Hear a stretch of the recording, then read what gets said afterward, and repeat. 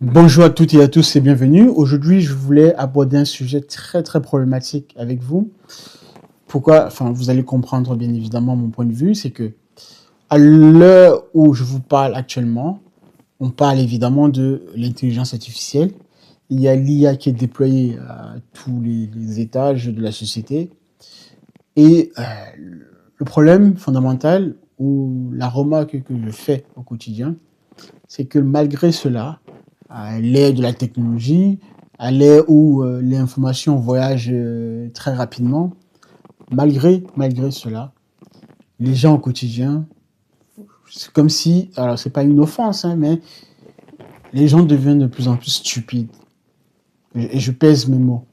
Donc, malgré le fait que nous ayons des systèmes beaucoup plus avancés qui permettent de comprendre même les théories les plus difficiles qui auparavant nécessitait un professeur, un amphithéâtre, avec des explications, des explications. Aujourd'hui, en un seul prompt, vous pouvez poser la question à ChatGPT, à Claude, Code, etc. Enfin bref, pour comprendre n'importe quelle théorie très très difficile par le passé dans la compréhension. Mais je ne vais même pas très loin à ce niveau-là, ne serait-ce que de comprendre les simples éléments de base du quotidien, des raisonnements très très simples. Malgré la technologie, nous vivons dans une société où, je dirais, comme ça, il y a de plus en plus de l'ignorance, de la bêtise et de la baisse du niveau intellectuel qui grandit, qui augmente au fur et à mesure. Donc c'est quand même assez paradoxal, on dirait. Sauf que je pense que non, ce n'est pas assez paradoxal. Enfin, si, ça l'est, mais je veux dire, c'est bien tout à fait en accord avec la société dans laquelle on vit. Pourquoi? Parce qu'en fait, ce que je remarque, c'est quoi? Alors, moi, pour celles et ceux qui me découvrent ici, je m'appelle Gabriel Benda, je suis ingénieur et expert IA. Je travaille avec des IA au quotidien depuis des années. L'IA ne date pas d'aujourd'hui, même si certains ont découvert l'IA avec OpenAI depuis 2021-2022.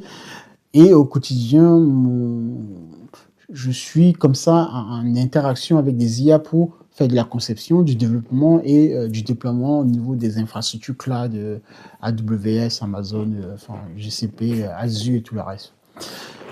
Juste pour dire quoi, plus j'avance comme ça dans mon interaction, dans mon orchestration avec les solutions d'intelligence artificielle, je me rends compte que euh, quand je regarde, parce qu'en tant que formateur également, je me rends compte que les gens, quand ils interagissent, posent des questions à ChatGPT, c'est comme si c'était un dialogue en fait de personnes ayant ne serait-ce que, je dirais, un nombre limité et beaucoup plus limité de vocabulaire, de mots de vocabulaire, mais également dans la manière expressive de décrire le problème, la problématique, le contexte dans lequel ces personnes se retrouvent. Et j'en rigole un peu parce que bah, il faut bien rigoler dans la vie, sinon on ne serait pas là. Mais le problème est assez très très grave. Pourquoi? Parce qu'en fait, les gens n'ont toujours pas compris ce qu'était réellement un outil d'IA, un outil d'intelligence artificielle. Imagine que donc on repart 50 années en arrière, d'accord? Voire plus, mais déjà 50 années. On revient 50 années en arrière. Nous sommes dans un monde où, pour les pays les plus riches, d'accord? Internet n'est pas encore là. On n'a pas même des bibliothèques assez riches. Donc même sur les étagères, vous avez un nombre limité de livres. Et à l'époque, à cette époque-là déjà, on avait des esprits déjà les plus brillants ou des individus qui avaient un niveau de connaissance assez élevé par rapport aux individus d'aujourd'hui, 50 ans plus tard. La question que je vous pose, c'est qu'est-ce qui a changé? Pourtant, si on restait, entre guillemets, logique, on aurait plutôt tendance à dire que les humains d'aujourd'hui seraient plus intelligents que les humains d'il y a 50 ans. Parce que, évidemment, on a fait beaucoup plus un saut dans le temps. On a pu en apprendre de ce qui s'est passé, des erreurs du passé, et on a aujourd'hui des systèmes informatiques et de connaissances assez gigantesques par rapport au passé. Mais quand on regarde de manière plus précise, ce n'est pas exactement ce qui se traduit au quotidien. Donc la question à se poser, c'est pourquoi et qu'est-ce qui explique ça fondamentalement? Malgré, comme je vous dis, entre autres, l'intelligence artificielle, les systèmes d'IA qui sont entraînés sur de trillions, etc., de données. Donc, ayant une connaissance assez vaste, mais en face de ces outils-là, vous avez des individus, excusez-moi, mais stupides.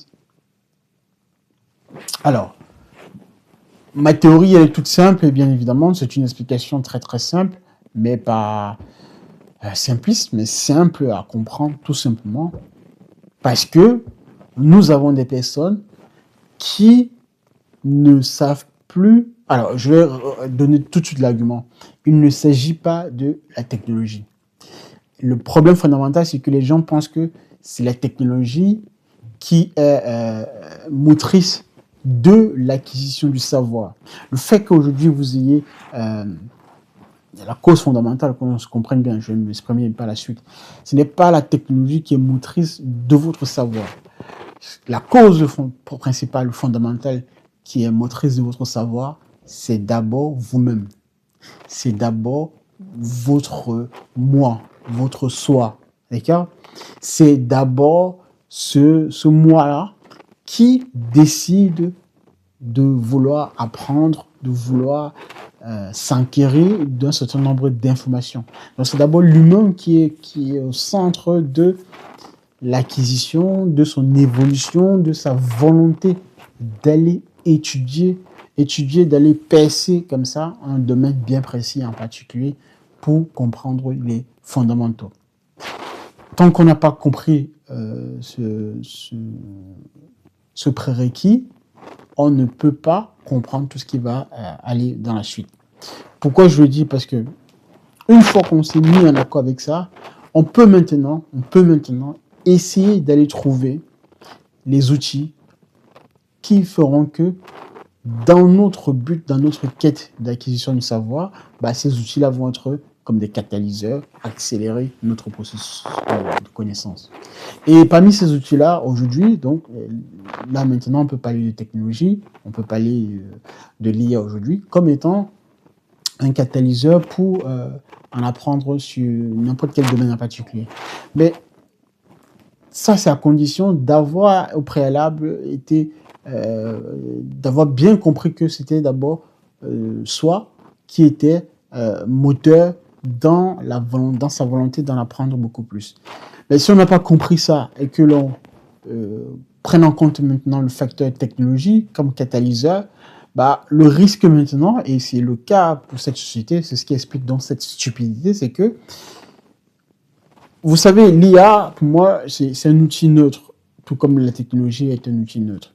Donc, à la base, si on est bien conscient que le rapport, la cause principale, c'est nous-mêmes, donc moteur pour en apprendre sur n'importe quel sujet, mettre maintenant par la suite la technologie, faire intervenir la technologie dans l'équation, ça va beaucoup plus vite parce que ici, cette fois-ci, on est dans un sens positif parce que c'est la technologie maintenant qui va nous faire mieux percer un certain nombre de mystères, de questionnement en questionnement. On va apprendre beaucoup plus sur un champ de compétences beaucoup plus élargi.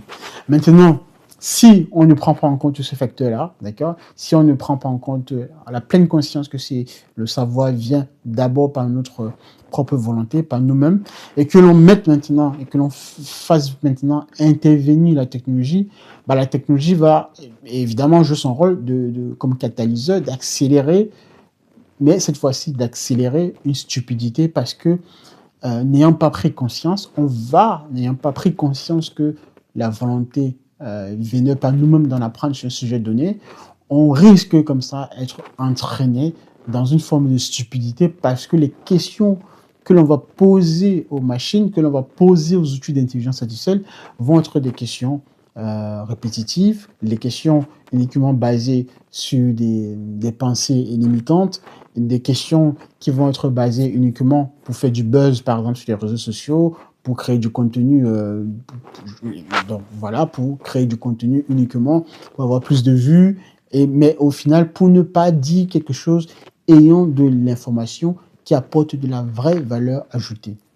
Dans les deux cas que je vous ai décrits, l'IA, donc la technologie, donc l'IA à travers sa forme modèle, accélère une certaine forme d'information, quelque part, vous pourrez me le dire ainsi, mais dans l'autre cas, dans un cas où on ne prend pas conscience que c'est vraiment de nous-mêmes qu'il faudra être moteur, bah, on va être comme ça, et c'est le cas de plus en plus, être attiré par une forme de stupidité parce que, et vous pouvez constater aujourd'hui qu'un et les grandes plateformes d'ailleurs ont compris ça. La plupart des créateurs de contenu essayent de vous vendre rapidement des formations autour des IA, alors que vous-même, vous pouvez tout de suite récupérer ces IA, vous lancer par votre propre quête d'apprentissage et beaucoup mieux comprendre que ces formateurs qui vous vendent des formations à la con. Je ne suis pas contre les formations, d'accord, parce que moi j'en fais également, mais j'aime avoir une transparence dans ce que l'on enseigne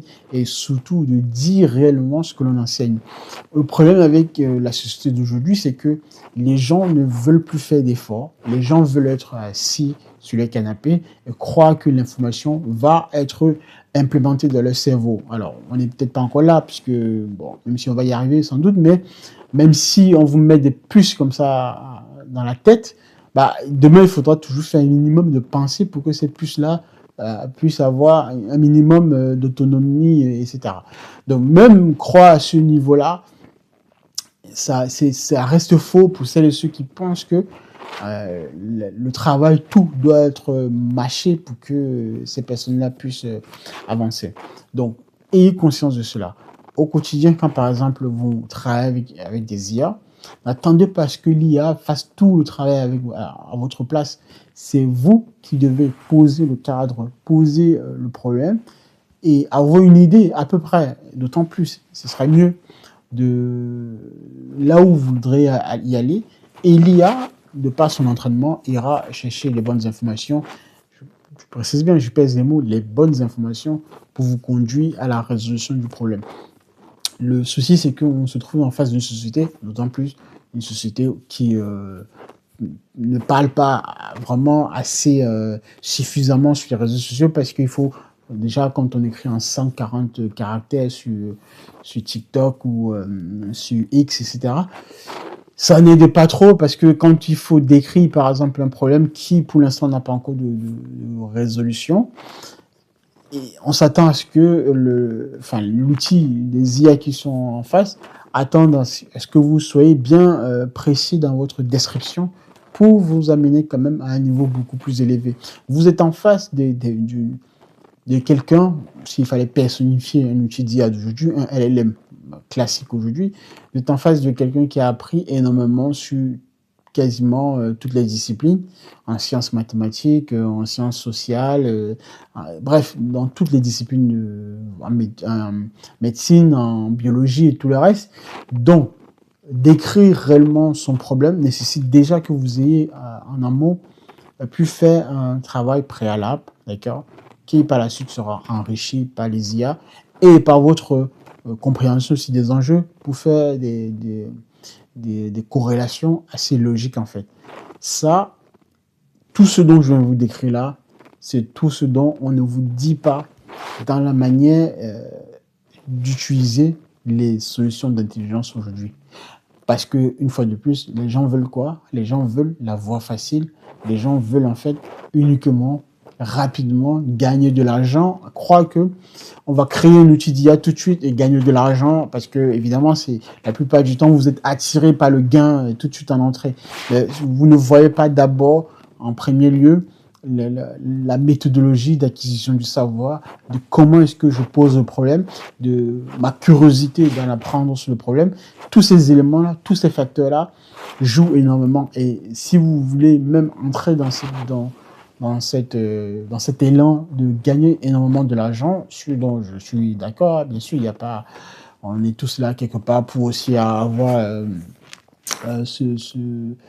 cette dynamique-là. Mais toujours est-il qu'il faut en avoir conscience que pour être performant avec les outils d'intelligence artificielle, il va falloir faire un tout petit peu d'effort quand même.